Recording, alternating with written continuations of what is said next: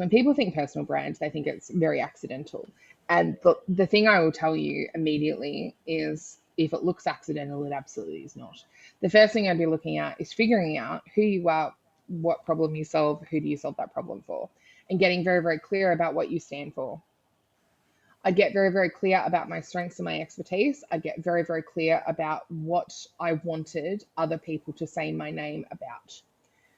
If anyone is known for something, please know that is so structurally intentional. So I would look at this as a foundational piece, the bare minimum of what you need to look at.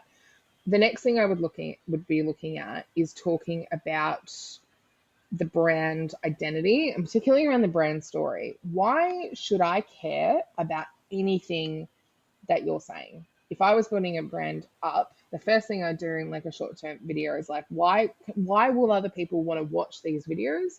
Why would people care about these videos? Why would anyone want to know anything that I'm speaking about? The next thing I would do is really get very, very clear about pillars that I would speak about.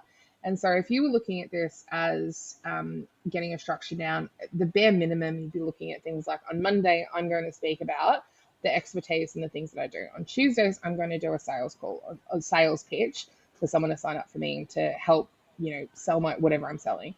Wednesdays might be personal. I want them to engage with me, to reach for me, to understand what I do, what problem I solve, but just so they can get closer to me to build that know, like, and trust in the sales process, and so on and so forth. I'd have allocated days. The next thing that I'd really look at is the brand identity for the visuals. One of the things that we see quite regularly with people building personal brands, I try everything into a bit of an ad hoc approach. I'd get consistent. Again, I think consistency is always going to be your best friend with building a personal brand, but get consistent on the clothing that you wear, the colors, the fonts that you're putting on video. How are you hashtagging? How are you writing a copy? Are you using emojis? The next thing I look at for short video really quickly would be platform selection.